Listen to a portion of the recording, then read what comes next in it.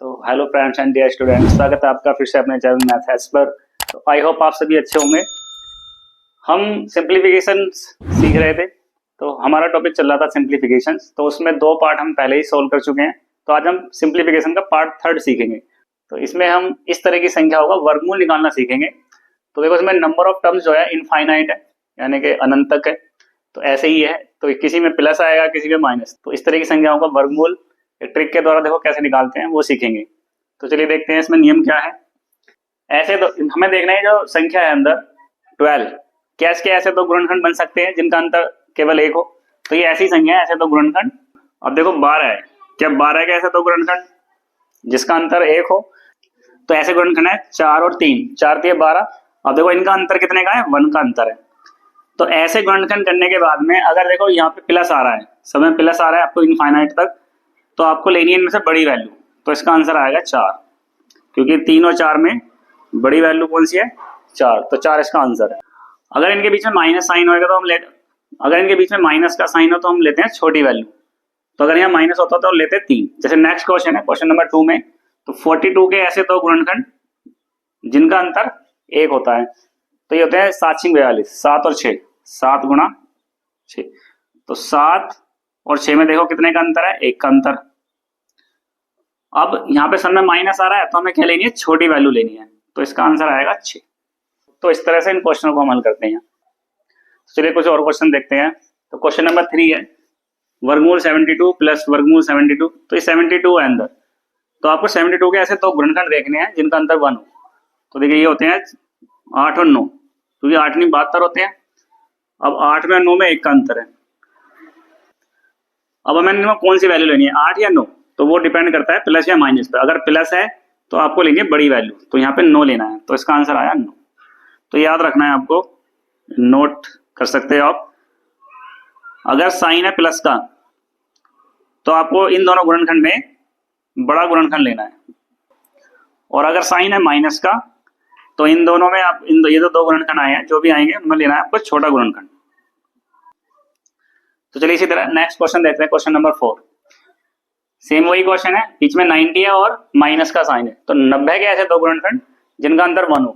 तो ये हो जाएंगे 9 और 10, क्योंकि 10 निम्मा 90 होते हैं, दोनों का अंतर 1 है। अब चूंकि समय माइनस का साइन है तो हमें कौन सी वैल्यू लेनी है, इनमें छोटी वाली वैल्यू लेनी है। तो इसका आंसर आया 9। नेक्स्ट देखेंगे 56।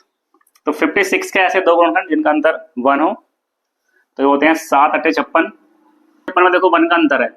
अब चूंकि यहाँ प्लस का साइन है तो हमें कौन सी वैल्यू लेनी है, बड़ी। तो 8 इसका आंसर है। तो नेक्स्ट है क्वेश्चन नंबर 6। इसका आंसर आप दोगे और कमेंट बॉक्स में इसका आंसर दोगे। तो चलिए नेक्स्ट टाइप देखते हैं। तो चलिए टाइप सेकंड देखते हैं, जब गुणनखंड ना बने। तो जैसे पिछले वाले टाइप में 56 था, तो इसके गुणनखंड 7 8 56, ऐसे दो गुणनखंड जिनका अंतर 1 है। तो वैसी संख्या होंगी जहां पे आपको ऐसे गुणनखंड नहीं मिलेंगे जिनका अंतर 1 होगा। तो सेम वही क्वेश्चन है, लेकिन अब संख्या है 11। तो 11 के ऐसे दो गुणनखंड नहीं बन सकते जिनका अंतर 1 होगा। तो देखिए इसके लिए हम क्या करते हैं, इसके लिए ट्रिक याद रखनी है आपको, ये फॉर्मूला याद रखना है, वर्गमूल 4a plus 1 plus minus 1 divided by 2। तो a क्या है, a जो भी यहाँ वैल्यू होगी, जैसे यहाँ पे 11 है तो ये a का मान है। और ये प्लस माइनस कब लेने हैं, अगर यहाँ प्लस का साइन है तो प्लस 1 करना है, और अगर यहाँ माइनस का साइन है, जैसे इस क्वेश्चन में माइनस है, तो यहाँ पर आपको -1 लेना है। तो यहाँ मैंने लिख दिया है ये, चाहे आप इसे नोट कर सकते हो। अगर प्लस का साइन है तो +1 लेना है, माइनस का साइन है तो -1। तो चलिए इस क्वेश्चन को देखते हैं। तो 11, अब 11 के ऐसे दो फैक्टर हैं नहीं जिसका अंतर 1 है। तो चलिए हम इस फॉर्मूले को लगाएंगे, और साइन है हमारा प्लस। तो चलिए करते हैं वर्गमूल 4a। तो 4a, a हमारा 11 प्लस 1। अब देखो ये सब में प्लस का साइन है तो इसलिए हमें +1 लेना है। अगर माइनस का होगा जैसे इस क्वेश्चन में तो -1 लेंगे, और डिवाइड में है 2, डिवाइडिंग बाई 2।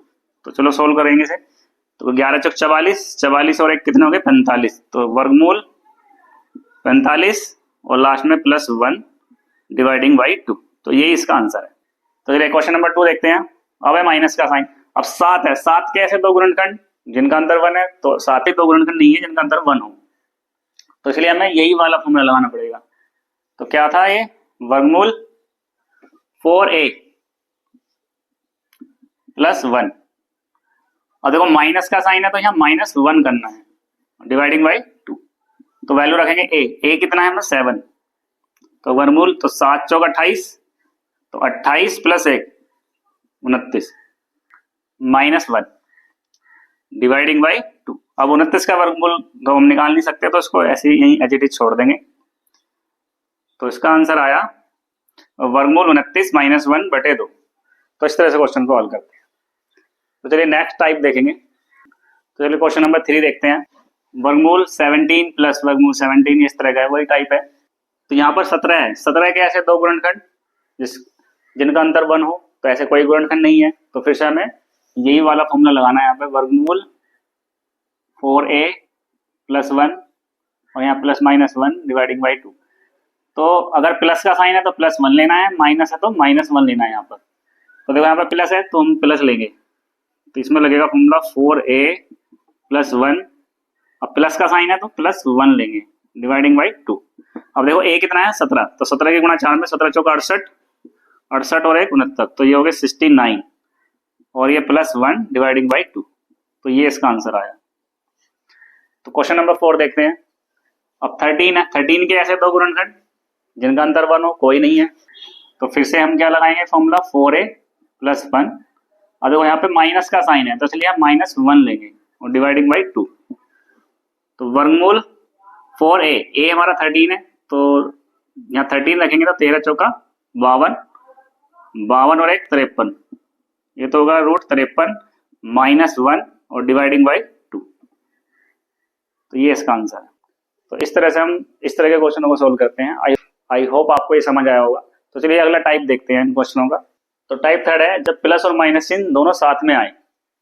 पहले वाले क्वेश्चन में क्या होता है, या तो प्लस आ रहे थे सारे या फिर माइनस के साइन आ रहे थे, लेकिन अब की बार क्या होगा, प्लस और माइनस दोनों साथ में चलेंगे। जैसे ये क्वेश्चन है वर्गमूल 7 प्लस वर्गमूल 7 माइनस, इस तरह से प्लस भी आ रहा है माइनस भी। तो ऐसे ये क्वेश्चन है, पहले माइनस फिर प्लस फिर माइनस, तो दोनों ही साइन इसमें चल रहे हैं। तो इसके लिए देखो इस फॉर्मूले का यूज करना है, वर्गमूल 4a -3 + -1 बाई डिवाइडेड बाई 2। अब ये प्लस माइनस प्लस कब लेना है, अगर चिन्ह पहला साइन प्लस का है तो +1 लेंगे, प्लस पहले आए तो आपको +1 लेना है। और जैसे इसमें देखो इसमें पहले माइनस आ रहा है तो माइनस आने पर आपको क्या लेना है, -1 लेना है। बस इतना ध्यान रखना। तो देखिए वर्गमूल 7, अब 7 के ऐसे दो गुणनखंड तो है नहीं जिसका अंतर 1 हो, तो उसके लिए हमें यही फॉर्मूला अप्लाई करना पड़ेगा।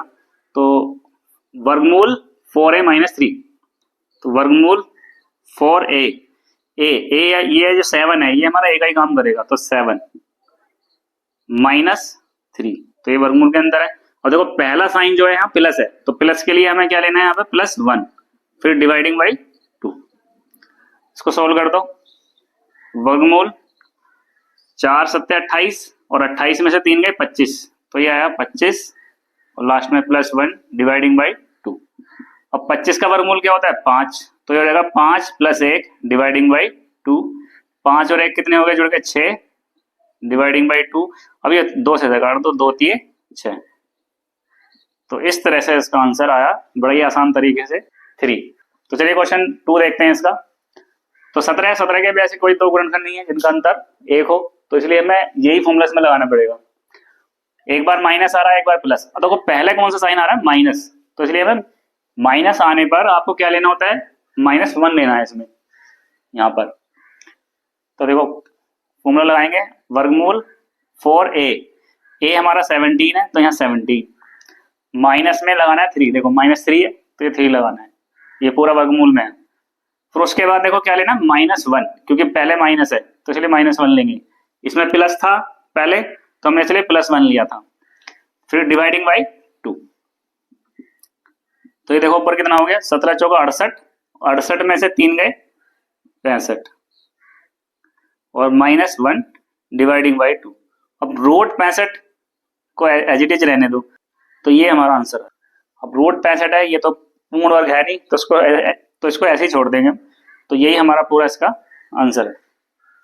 तो आई होप आपको क्वेश्चन समझ आए होंगे। तो नेक्स्ट टाइप देखते हैं वो किस तरह के क्वेश्चन होते हैं। तो अगला टाइप है टाइप 4, जब पदों की संख्या परिमित मतलब फाइनाइट, जिन्हें हम काउंट कर सकते हो, परिमित हो। तो जैसे देखो यहाँ पे 1 2 3 पद है, हम काउंट कर सकते हैं उन्हें। यहाँ भी 3 पद हैं, 1 2 3, इसमें 1 2 3 4 5, इसमें 5 पद हैं तो काउंटेबल है। तो इस तरह की संख्याओं का वर्गमूल देखो कैसे निकालते हैं। अब देखो ये तो सबसे पहले 25 का देखेंगे तो 25 का देखो वर्गमूल क्या होता है 5। अब ये 5 और ये 11, ये दोनों इस वाले वर्गमूल के अंदर है, इस वाले वर्गमूल के अंदर। तो 11 और 5 को हम जोड़ेंगे कितने होंगे 16। अब 16 का वर्गमूल क्या होता है 4, तो इनका वर्गमूल आ गया 4। अब ये 32 और ये 4 इस वाले वर्गमूल के अंदर है, तो 32 और 4 को जोड़ दो, तो 32 और 4 कितने हो गए 36, और 36 का वर्गमूल होता है 6। तो इसका आंसर कितना आया 6। चलो इसे देखते हैं नेक्स्ट क्वेश्चन नंबर 2। तो सबसे पहले देखो ये 49 है, 49 का वर्गमूल होता है 7। अब देखो ये वाला 7 और ये 7 ये दोनों इस वर्गमूल के अंदर है। अब इनके बीच में प्लस या माइनस तो है नहीं, तो इट मीन्स तो मतलब इनके बीच में गुणा का निशान है। तो 7 गुणा 7 49, तो फिर से 49 का वर्गमूल 7, फिर से 7 आ गया। अब ये 57 और 7 ये इस वाले वर्गमूल के अंदर है, तो इन दोनों को जोड़ दो। तो 57 और 7 को जोड़ के कितना आएगा 64, और 64 का जो वर्गमूल है ये होता है 8। तो इस तरह से इसका आंसर आया 8। तो चलिए क्वेश्चन नंबर 3 देखते हैं। तो सबसे पहले ये छोटा वर्गमूल लेंगे, तो 8 और 28 जोड़ के कितने हो गए 36, और 36 का वर्गमूल होता है 6, तो ये तो आ गया 6। अब 6 को जोड़ना है 19 के साथ, तो 19 और 6 25, और 25 का ये फिर से वर्गमूल, तो 25 का वर्गमूल होता है 5, तो ये आ गया 5। 5 को जोड़ना है फिर 11 के साथ, अब ये 11 और ये 5 इस वाले वर्गमूल के अंदर है, तो 11 5 16, और 16 का वर्गमूल होता है 4। अब इस 4 को कहाँ जोड़ेंगे इस 21 के साथ, तो 21 और 4 25, और 25 का फिर से वर्गमूल 5, तो ये इसका आंसर है। तो इसका आंसर आया 5। तो इस तरह से हम फाइनाइट अगर पद है, यदि पदों की संख्या परिमित है जिन्हें हम काउंट कर सकते हैं, तो इस तरह से हम उनका वर्गमूल निकालते हैं। तो चलिए अगला टाइप देखते हैं क्या है। तो इस तरह के क्वेश्चन होंगे यदि पदों की संख्या परिमित, तो इसमें जो पद है वो परिमित है, जैसे इसमें 1 2 3 पद है, इसमें 1 2 3 4 5 पद है। परिमित मतलब काउंटेबल, हम गिन सकते हैं। तो इस तरह के क्वेश्चन को देखो कैसे करेंगे। सबसे पहले देखो यहाँ पे कितने पद है 1 2 3, तो हमें लेना है 2 और फिर 2 की घात 3, तो ये कितने हो गए 2 गुणा 2 गुणा 2, 2 3 4 दूनी 8। अब जो ये जो संख्या 3 है आपको 3 लिखना है, और ये संख्या 8 लिखनी है नीचे, और इससे एक कम ऊपर, तो ये बनेगा 3 की घात 7/8। अगला देखो सबसे पहले अगला क्वेश्चन है कुछ इस तरह से। तो यहाँ पर 5 है, तो सबसे पहले 5 लिख लिया। अब ये 5 कितनी बार है 1 2 3 4 5 बार, तो 2 की घात 5 करो, तो 2 गुणा 2 गुणा 2 गुणा 2 5 बार, तो 2 दूनी 4 दूनी 8 दूनी 16 दूनी 32 लिखना है, और फिर उसके ऊपर उससे एक कम 32 से एक कम 31, तो 5 की घात 31/32, ये इसका आंसर आया। तो अगला देखो सबसे पहले आपको क्या लिखना है 7 लिख लेना है, क्योंकि 7 है सब में। अब ये 7 कितनी बार है 1 2 3 4 बार है, तो 2 की घात 4 करेंगे, तो 2 गुणा 2 गुणा 2 गुणा 2, तो देखो 2 दूनी 4 4 दूनी 8 दूनी 16, तो 16 नीचे लिखेंगे और इससे एक कम ऊपर 15, तो 7 की घात 15/16, तो इसका आंसर आया 7 की घात 15/16। तो चलिए अगला टाइप देखते हैं। तो चलिए अगला टाइप है टाइप 6। इसमें यदि पदों की संख्या अपरिमित हो, अपरिमित मतलब इनफाइनाइट तक, अनंत तक, तो इसमें इनफाइनाइट टर्म्स है, देखो √7 अप टू इनफाइनाइट, और बीच में गुणा का निशान। तो इस तरह के क्वेश्चन में सेम एज इट इज, जो ये नंबर इसमें आ रहा है सेम एज इट इज वही नंबर लिख देना है, तो इसका आंसर है 7।